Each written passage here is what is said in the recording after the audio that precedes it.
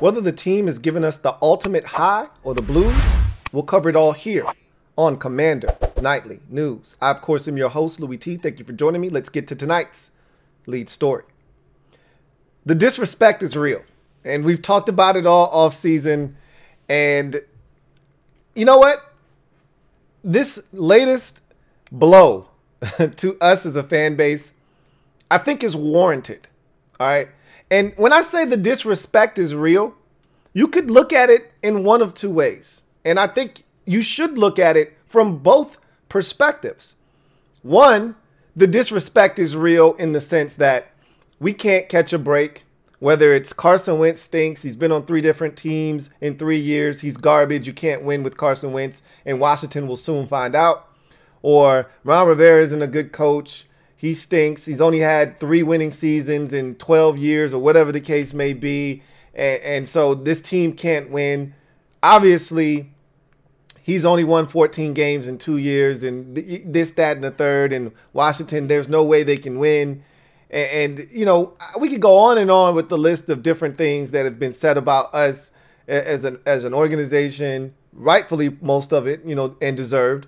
But all the things that we're not going to do in the upcoming season, and that the ceiling on this season is 8 wins max, which is where the number is right around in Vegas. And so there's so much we could get into from a side of, yeah, that's really disrespectful, and I can't wait to shove it, you know, up their asses. However, you could look at it from the other end of the spectrum, which is the disrespect is real and it's warranted.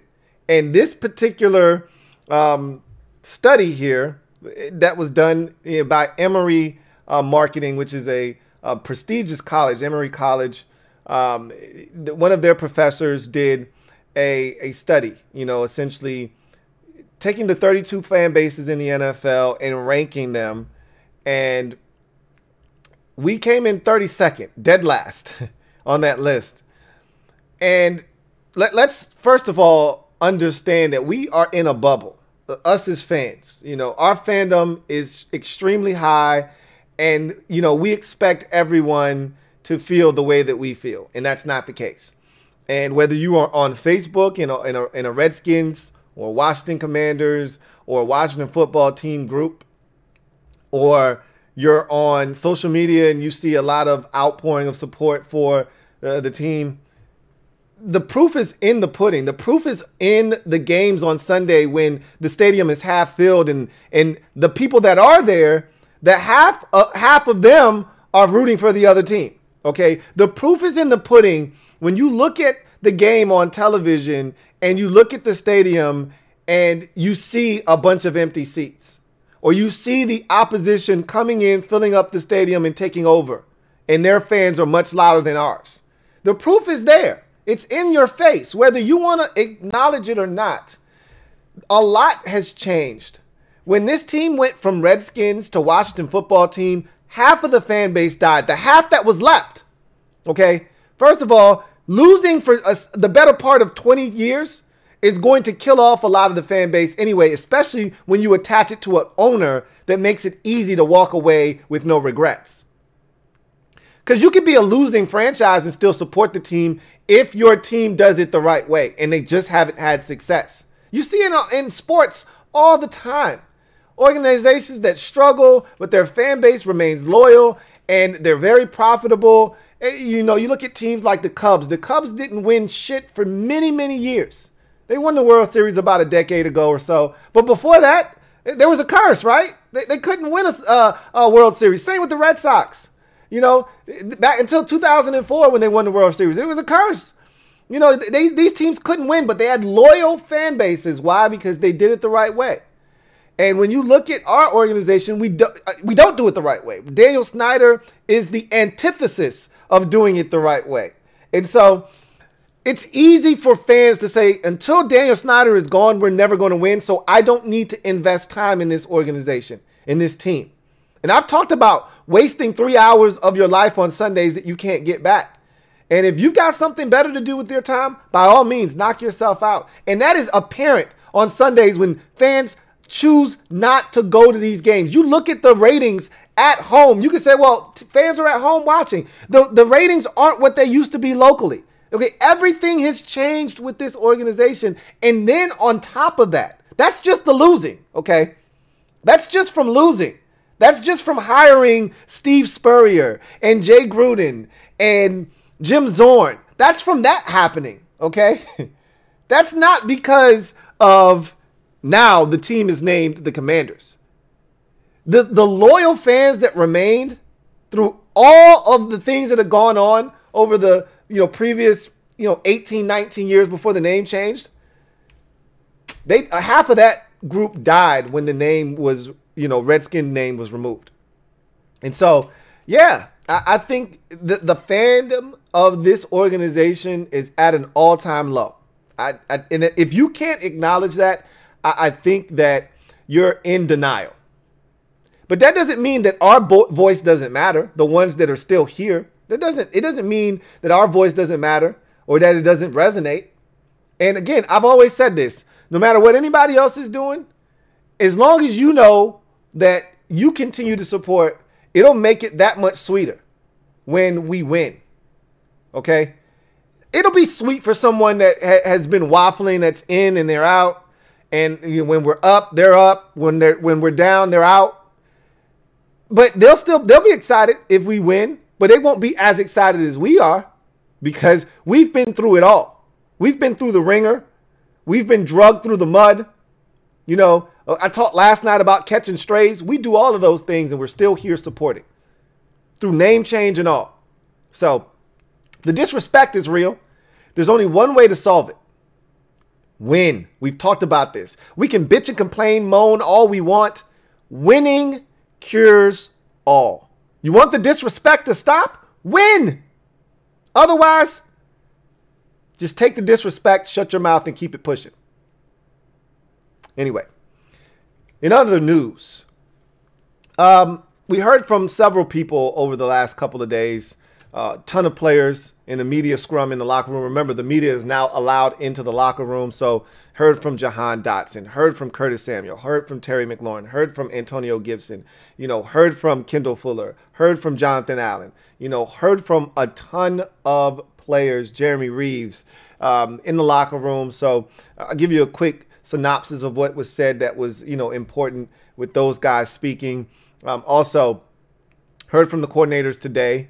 And I'll give you the snapshot of what they said, and we'll get in and get out. But first, I want to look at the injury report for week number 1 as we head into our week 1 contest versus the Jacksonville Jaguars. It is now Thursday, and so where do we stand with some of these guys on the injury report as we head into this contest? So Cam Curl was at practice. Remember, he was not at practice yesterday. He was meeting with doctors yesterday. So he was back at practice today. However, he did not actually practice with the team. He was on the side field. Again, there's no reason for him to practice. If he's going to play, him practicing isn't going to do much of anything, with that cast on his hand. At this point, the less contact, the better. And so if he's going to play, cool. But they don't need to put him out there on the field practicing and getting contact. So I'm not ruling him out yet. My gut says that he's going to play still, but 2 DMPs doesn't help the situation. But I still think he could go all 3 days without practice and still play. We'll see what happens with him. Cam Sims, concussion, limited in practice today. Still waiting for that FP to show up for Cam Sims. He could easily miss this football game in week 1. If he does, I wouldn't worry too much. I'd like to think that he'd be back next week, ready to rock and roll. But I'd like to have him for this game if at all possible. We'll see what happens. Logan Thomas, same deal. I think he's still week 2. I've said this from the jump. I don't think he's going to play in this game. But, he's practicing on a limited basis, which is a good thing. He's still out there. He's still going through the motions. And so, who knows? Maybe it'll show up FP tomorrow and he'll be a full go on Sunday. Maybe it'll be another LP tomorrow and he still is a full go on Sunday. We'll see. I'm still banking on him being ready for week 2 versus the Detroit Lions. Cole Turner is the one that I'm really looking at and saying, hey, bro, I really would like to see you in a uniform. But at the same time, I want him fully healthy. And I made this point yesterday. I don't want a Curtis Samuel situation ending up, happening to him where you rush a guy back or he comes back just a bit too prematurely, tweaks his hammy again, or now it spreads to the groin and that becomes an issue. And now all of a sudden we're yo-yoing him in and out of the lineup. We want this young bull to be healthy because we think he can do wonders for us in the red zone specifically. But who knows? He can even be a threat from 20 to 20 as well. Don't have to limit him to being a red zone target. So I want to see the kid healthy. Still a limited participant with the hamstring. Like to see him get back on the field. Hopefully he'll play for us on Sunday. We'll see. John Bates, Phidarian Mathis, and Trey Turner were all full participants yesterday.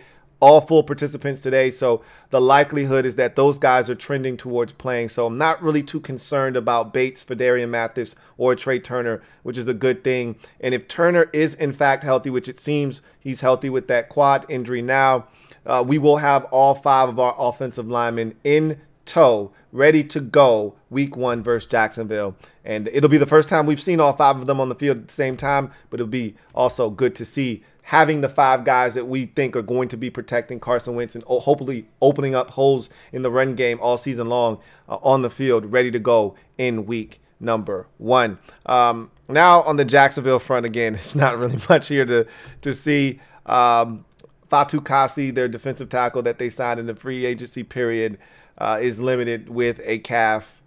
Whether he plays or not isn't that big of a deal from the standpoint of pass rush, because he's not a big pass rush guy, but in the run game, he is a monster.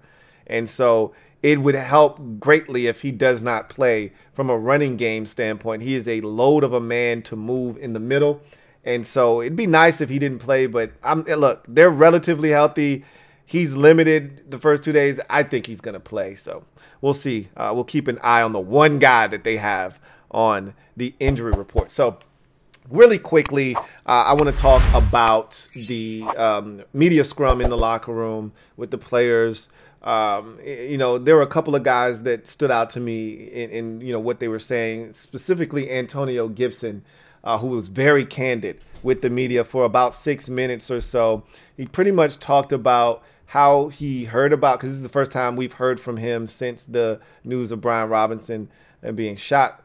So he talked about how he found that out. He didn't believe it at first, which I don't think any of us believed it initially when we heard, like, stop playing, man, get out of here. At least that's the way when I received the news, I was like, man, stop playing with me. That's not funny.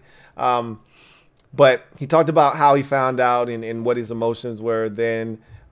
He talked about, Brian Robinson walking without crutches yesterday and how that was a sight for sore eyes. And so they're really excited about his progress and he can't wait to have him back. And, it's so funny because there were jokes being made about Gibby's involvement and all this stuff that I thought was very tasteless and tacky. However, Gibson was like, yo, the guy was running and it was really going to free me up to do some things. And Gibson said, wow, I'm excited for the opportunity to be back at the lead dog position, essentially, because I still think I'm one of the best running backs in football. Talk your shit, Gibby, first and foremost.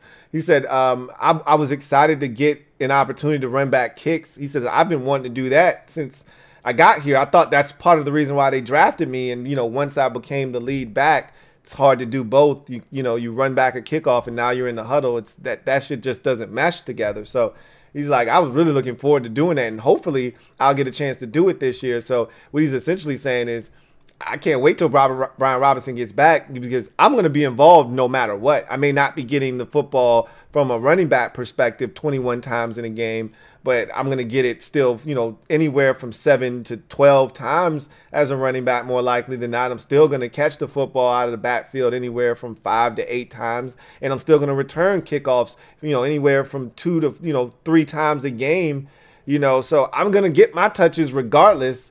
So I want to get back there and return kickoffs. They're fun, and so I was shocked to hear that. I thought he was going to be more focused on the running back aspect. And he even talked about how he handled the fumble. And he said, I didn't handle it well. I was over there pouting on the sidelines. I was beating myself up. And, you got to move on to the next play. And I did not do that.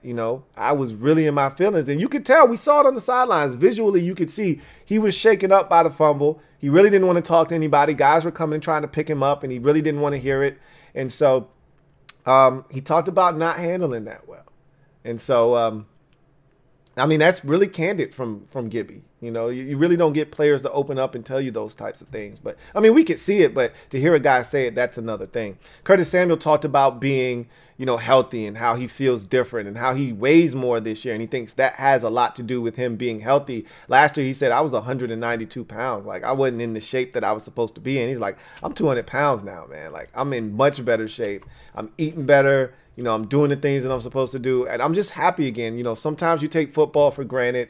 And last year it reminded me of why I love this game and not to take it for granted and enjoy every single snap, because the next snap could be your last snap. So he's got a whole different outlook on the game now, and he's excited to get out there, and we're excited to see him out there. So it was good to hear from him. You heard from Jahan Dotson. He talked about the first game jitters that he's going to have. And, it still hasn't really hit him yet that he's in the NFL. And he said he was talking to Montez Sweat, and Sweat told him, it's that first time you ride in the car to the facility, to the stadium at a home game, and you're listening to your playlist, that's when it's going to set in. And Jahan was like, it really resonated with me, because in college, you're all on the bus together, you're listening to your stuff, but everybody's together. He's like, you're going to be in your thoughts, in your head, listening to your music, driving to the stadium by yourself. And that's when it's going to really hit you like, bro, I'm driving to an NFL stadium to play in a professional football game. So I think it's about to hit him. And he's like, I'm going to be nervous. After that first snap, I'm going to be good. So looking forward to seeing him get out there and make some things happen as well. Kendall Fuller talked about being a captain for the first time and feeling really good about that. Said, look, I'm not a rah-rah guy, but I am a lead by example player. And so I was honored to have that distinction bestowed upon me. Jeremy Reeves talked about finding out how he made the 53-man roster and saying that Ron Rivera, he walked into the building and Rivera was walking up the steps and he told him, hey, kid, you're in. And so that was, the way he found out. And so many emotions. His mother passed away last year. And so many emotions running through Jeremy Reeves. I was so happy for him to make the football team. And we may need him this week. With Cam Curl's injury, he may have to step up. Speaking of which, Jack Del Rio talked about that at his presser, that, hey, if Cam can't go, and Cam Curl was seen talking to Jack Del Rio out at practice, if Cam can't go, we're going to need Derek Force and Jeremy Reeves to step up, and we're really confident that those guys can step in and get the job done. And I think they can, especially Jeremy Reeves. I have confidence in his ability to get the job done. So we'll see what happens with that situation. Jack talked about, the effect of the Jacksonville Jaguars #1 overall pick from last year, Trevor Lawrence, and how he can get out of the pocket, how he can make every throw. He's big, he's strong, and he's fully capable. And so they've got their work cut out for them. The stuff that Jack always says about quarterbacks. He's never going to badmouth anybody.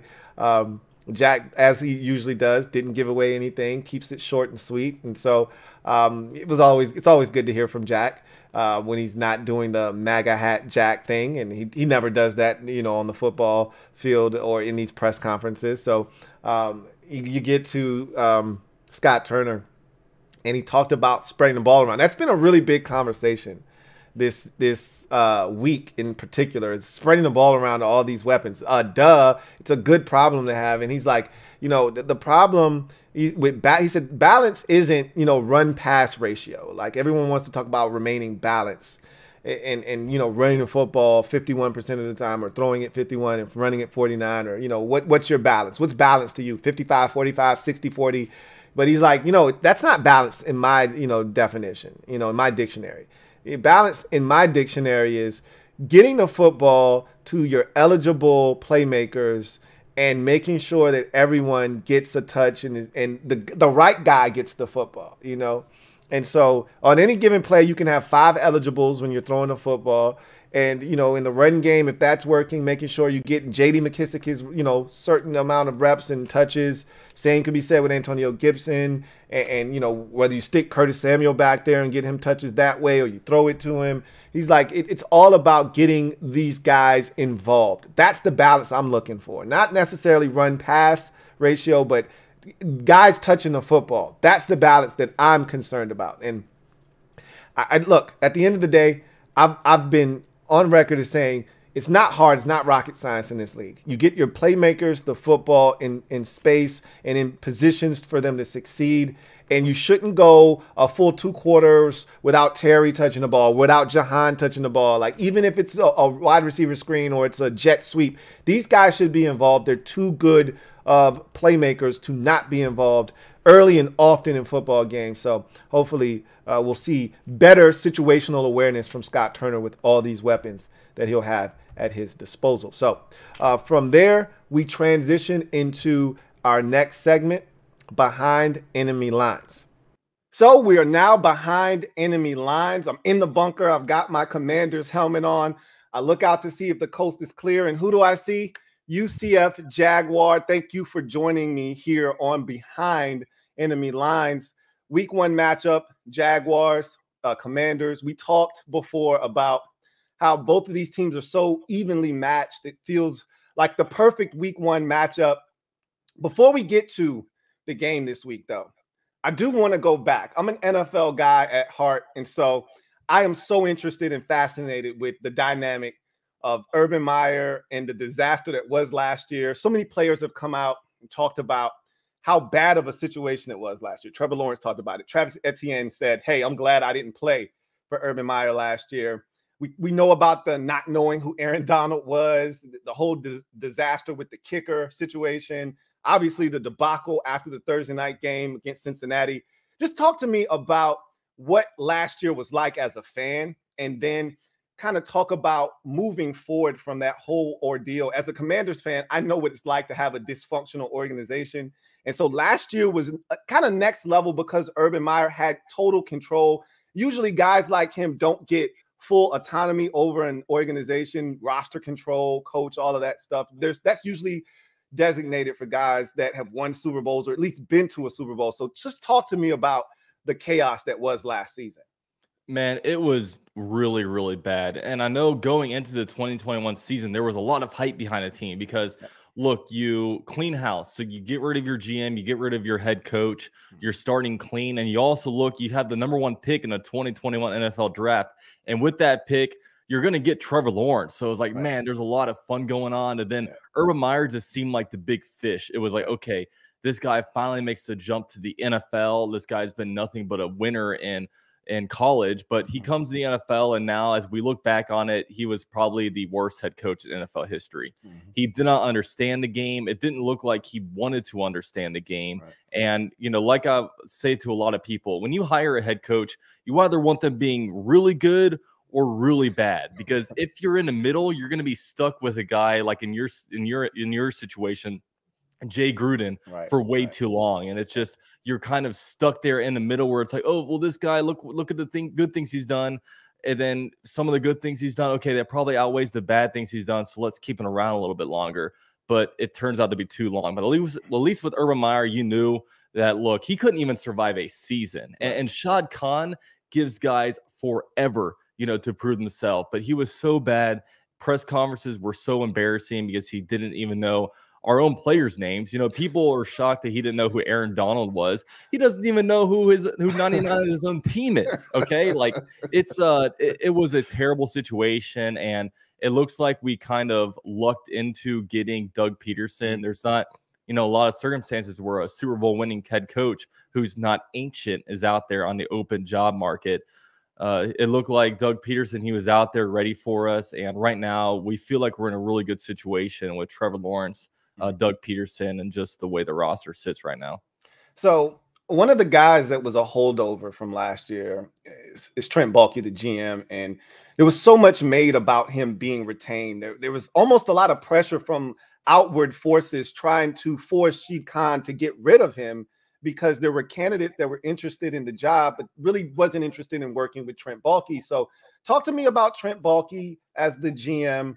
And do you feel like he's the right man for the job? I've always said, and we'll put a pin in this, but I've always said that Jacksonville has done a really good job of acquiring talent, whether it's via the draft or free agency. Their problem has always been retaining that talent, but they've always, to me, done a good job. Even going back to David Caldwell as your GM, So talk to me about Trent Baalke, and do you think he's the right man for the job? I mean, with Trent Baalke, the big thing about him that Jags fans were upset about was everybody was telling us, whether it be former players, like former scouts, like current NFL analysts, everybody was saying that no head coach is going to want to go to Jacksonville because Trent Baalke is there. And then we saw a situation where the Jaguars started up the head coach search, and it was great. You're interviewing Doug Peterson. You're interviewing Byron Leftwich. You're interviewing some of the bigger name guys. And then you interview other guys that wind up getting jobs. Hackett got a job. Eberflus got a job. And then it went quiet. It went really, really just quiet. And then there were rumors that the Jaguars had offered Byron Leftwich the job, but Byron Leftwich wanted to bring in his own GM. So then all of a sudden it got word that, okay, Byron Leftwich is now off the table. And then we were interviewing like Rich Bisaccia and like Bill O'Brien, and we're like, are you kidding me? What is going on with this? And then all of a sudden out of nowhere, it was like 10 o'clock at night. I had just ended a live stream, and I was actually going to Puerto Rico the next day, and my phone starts blowing up. And then it was like, Jaguars have hired Doug Peterson. And I'm like, holy crap, this is amazing. So that was a good thing. It was like, we weren't complaining with Trent Baalke when it comes to the roster building. We were just complaining that, look, if we bring in him, we're probably going to end up with Bill O'Brien as our head coach. And that is not the situation that we wanted. The Jaguars were able to bring in Doug Peterson. So overall, it should be okay with Trent Baalke. Of course, it's hard to know what's going on in the building because sometimes you hear later on about how the culture was terrible. Players were treated bad. So we're just going to have to see on that. But, a lot of times, he was a GM for the 49ers. A lot of times when you get a second shot at something, you learn from what you did the first time and you do better the second time. That could be with anything, from marriage to anything. You know what I mean? So that's the situation the Jaguars are in. So I guess just time will tell. And to your point, I've always felt like he's been a really good talent evaluator, because if you look at the teams that he built in San Francisco, those were championship caliber teams that he was able to help assemble in San Francisco. And I think your last draft was pretty strong. And I'm anxious to see how these players pan out for you. But always heard on the people side of things, he wasn't always the easiest to get along with. And I think that's kind of the turnoff for a lot of people. And so we'll see what happens with him. I want to come back because, as I mentioned, I want to talk about this young roster here in a second. But he's assembled a staff. And obviously, Doug Peterson, you talked about the hiring of Doug Peterson. And that's a big get. Honestly, I didn't expect you guys to get him. Once I saw Byron Leftwich back out, I thought you're going to end up, like you said, with somebody like Rich Bisaccia or some retread that you don't want any parts of, like a Bill O'Brien. But to get a guy like Doug Peterson was a big get. But I'm interested with these coordinators. I think it's actually a good mix of coaches that you have on the staff, with veteran guys with experience like Mike McCoy and guys that are brand spanking new in terms of being coordinators. Both of your coordinators are first-year coordinators, in Press Taylor on the offensive side, and on the defensive side, Mike Caldwell. Talk to me about the staff that has been assembled and the level of confidence you have in the staff.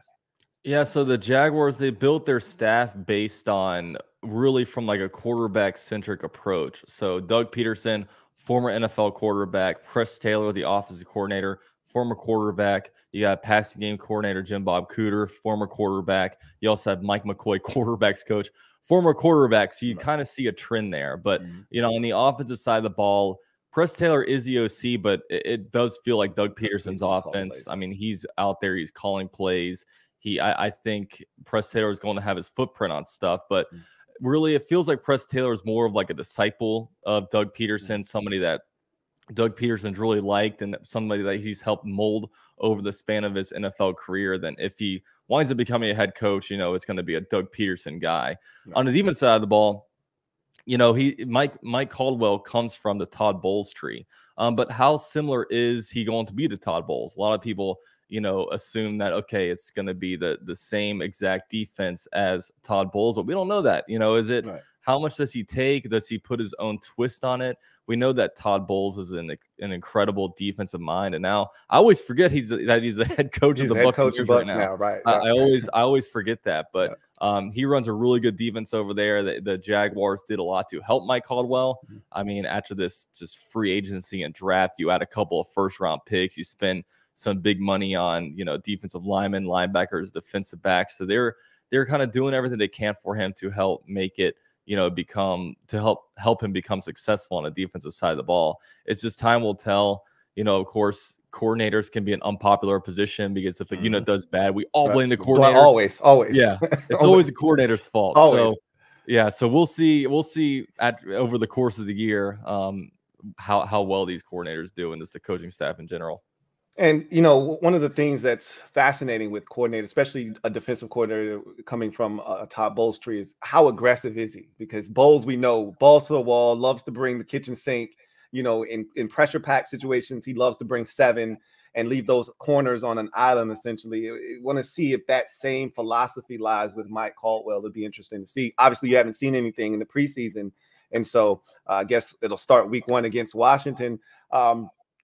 Sticking with the theme of preseason, I was impressed with a couple of guys, and I think one of the guys that I didn't expect a lot of, even when you signed him, I was actually shocked about how much money he got, was Zay Jones, and I saw how much he was being utilized in the preseason. Like, okay, maybe he'll have a much bigger role than I anticipated. Another guy that I was really impressed with was Arden Key.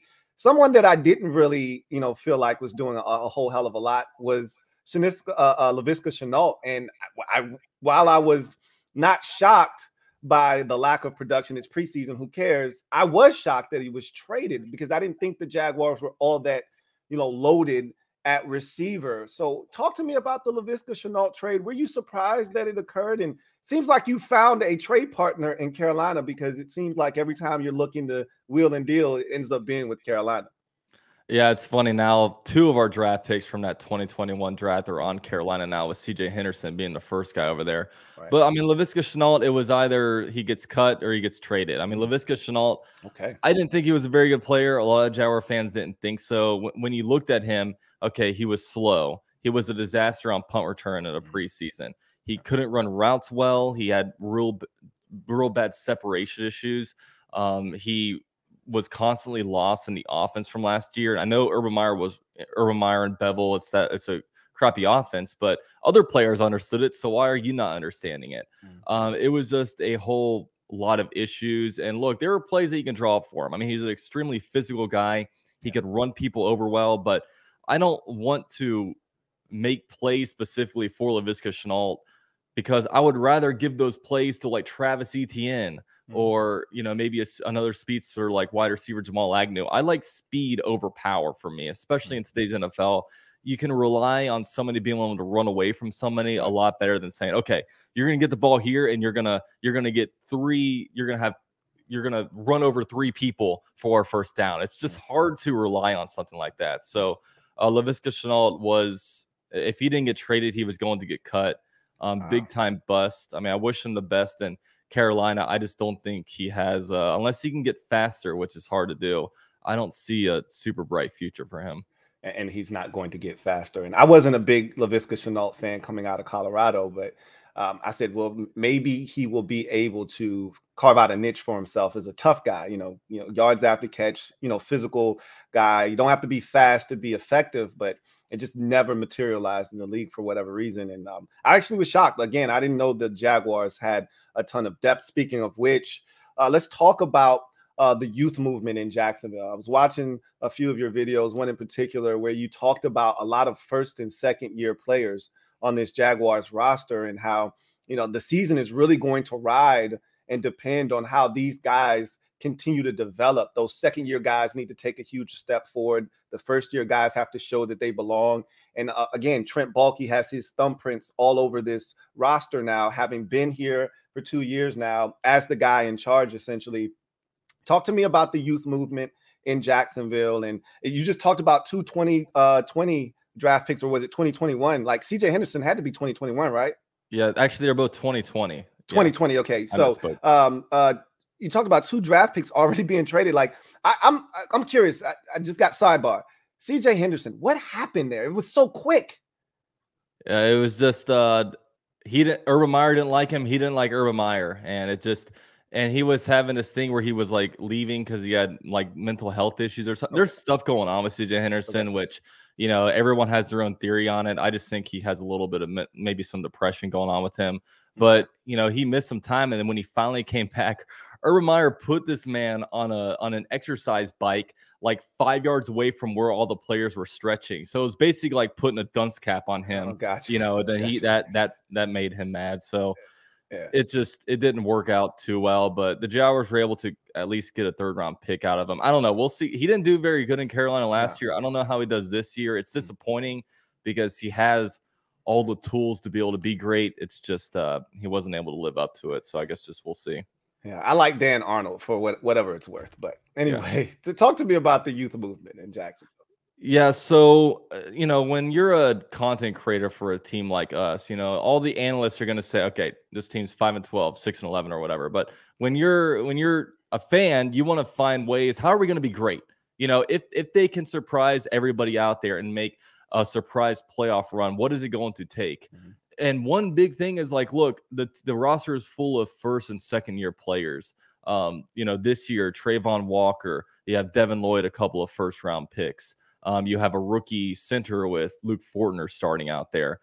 From last year, you know, you have Trevor Lawrence going into this 2nd year. Travis Etienne, you have Tyson Campbell, who should be a pretty good cornerback this year. Like Andre Sisco, there are a bunch of guys, and it's like, okay, you know, if all these guys can take that next step, then the Jaguars should be pretty good. But if you are going off historical stuff where like maybe a couple guys are good and most of them are like bad, then we're not going anywhere. You know, we're going to be that 5-12 football team. But, you know, last year, it wasn't like a Caleb Chason situation where Caleb Chason in 2020, his rookie year, he didn't do anything. And it's like, okay, you know, who cares? You know, we're got a new coaching staff, new defense in. Let's see if he can do something next year.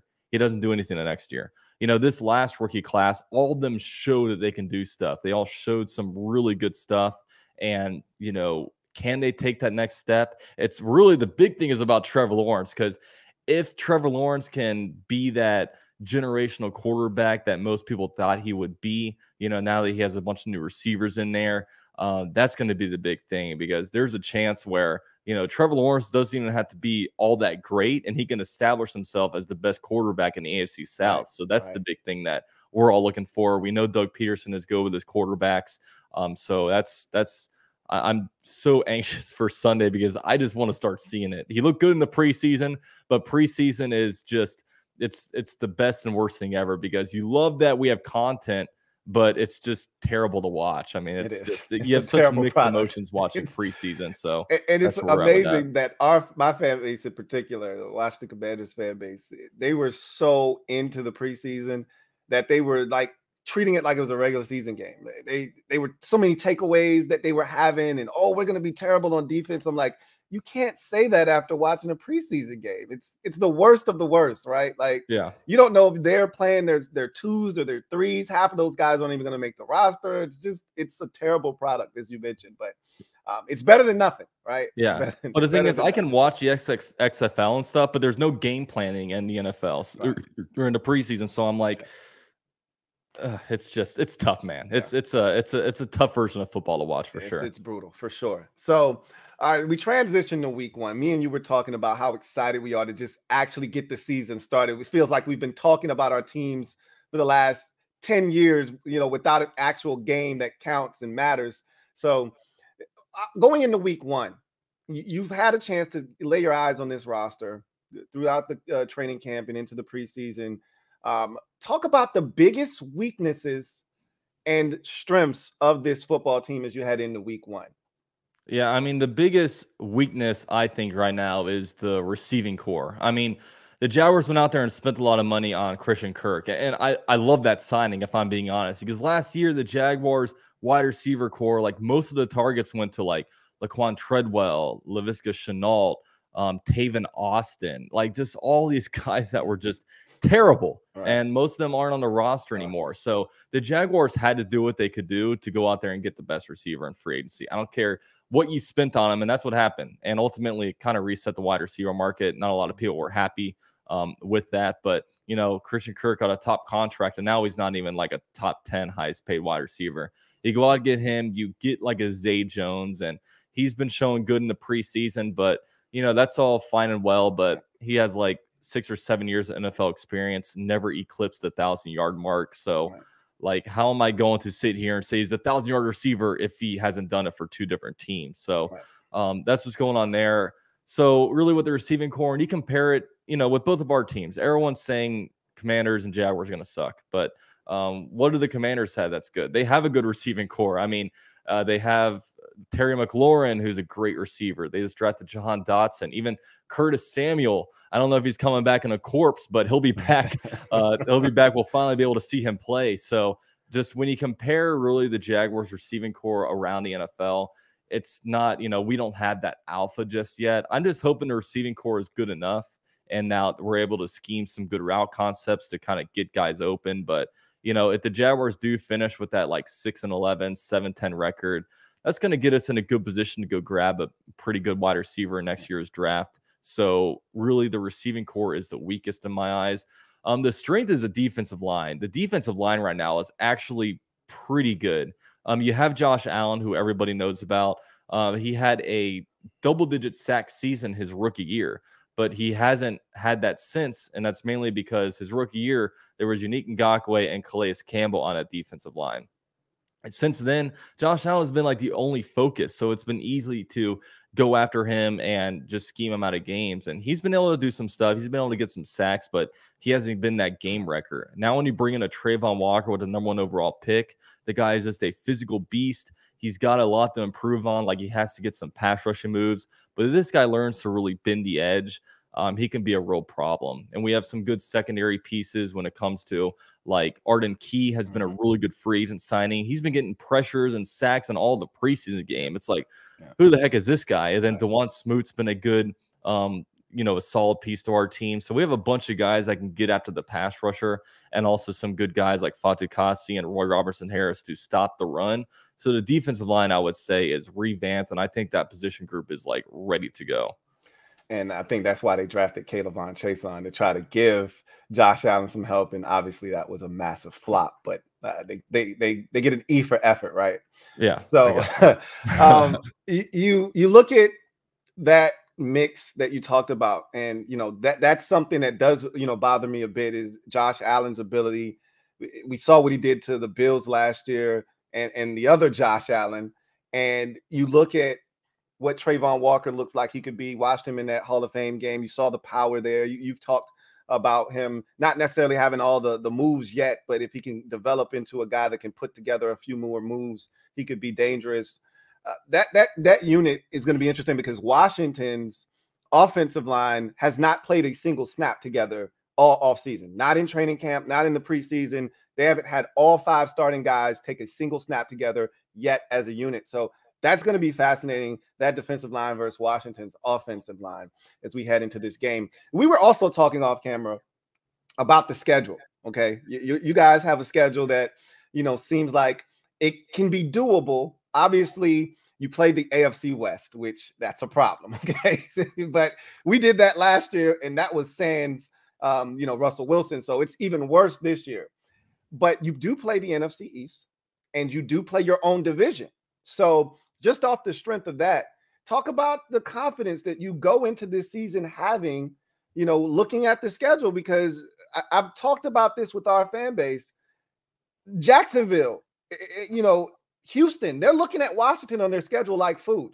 Detroit is looking at Washington like, hey, if we're going to win 8-9 games this year, we got to beat Washington. And I'm pretty sure Jaguars fans are saying the same thing. Talk to me about how you feel about your schedule going into the season.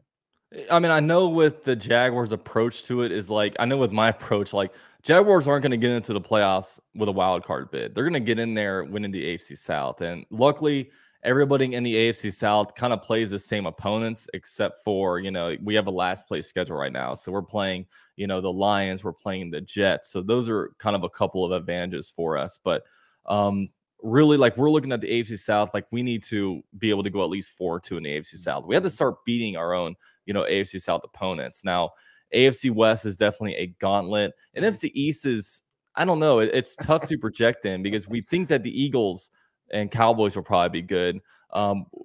We know generally the Giants, I mean, luckily for them, they have a new coaching staff and stuff, but, you know, they have their own quarterback issues. They don't know what their future is. And then, you know, Washington is also in an interesting place where, you know, they have Carson Wentz, who this is his, you know, third year starting with his you know, 3 different teams. So I don't know, but this definitely seems like, okay, like if the Jaguars want to make a playoff run, they have to win this one. You know, they have to, you know, beat opponents who we think that we're at least evenly matched up with. So yeah, Jaguar fans think we're going to win this one. Commanders fans think they're going to win this one. And that's what's so fun about it. It seems like a fun first week matchup because both teams are, it just feels kind of evenly matched. Of course, you know, there's, you know, some, you know, like Washington probably has a better receiving core, but Jacksonville has a better linebacker core. So there's definitely, you know, different areas of strength for each team, but we'll see how it kind of levels out on Sunday. So give me your prediction for the football game. How do you think it will go? Let me throw in one caveat. The Jaguars kicking situation has been a mess for the last 2 years. So last year was a mess. I thought Matthew Wright was terrible, could barely kick it 50 yards. And then you had the whole debacle with Urban Meyer, obviously with the kicker. And so talk to me about the field goal kicking situation before you give me your prediction for this game. It's been bad, man. We've had like 5 or 6 different kickers this preseason, man. Like, you don't feel how bad the kickers are until it's actual regular season and they're missing extra points and kicks. I remember last year we had a kick 6 where Jamal Agnew, he has like the #1 play in the NFL where he returned like at the end of the first half. The Cardinals trotted out like a 65-yard kick. He was short and he runs back for a touchdown and it was awesome. And then we go on to miss the extra point. It's like, man, like it should be 14-7, but now it's 13-7. It's just, it's terrible. And especially when your team like the Jaguars, we're not great right now. We can't leave points on the board. So yeah, the kicking has to be it has to be better. Hopefully it's better. We brought in some dude from the Lions to kick for us. We'll see how he works out. He's either going to be great or he's going to be terrible. That's how things generally go. So, yeah, we have him trying out there. But I guess with a game prediction, yeah, I mean, I think I'll pick the Jaguars to win this one, man. I'll pick 23 to actually no, not 23. That means like 3 field goals. So I'll go down from that. I'll say 20-17 is my prediction. Jaguars, and I'm excited, man. I'm excited for Sunday so we can stop projecting. The talk is cheap. Now we can actually see them put it out on the field. Awesome, man. Hey, I appreciate you joining me here at UCF Jaguar. Tell the people where they can find you. Yeah, man, I'm on YouTube, UCF Jaguar. I have actually the biggest Jaguar focused YouTube channel. I pretty much post exclusively Jaguar content. But you can also find me on Twitter, Instagram, and TikTok at UCF_Jaguar. Ready for the season to start, and I know you guys are as well. What, in 72 hours, I guess, from when we're recording this, we'll be watching our teams play. So it's going to be hype, man. It's going to be excellent. I cannot wait. I am on edge. This offseason has been so crazy with all of the naysayers and, you know, the detractors and people that think we're not going to be any good.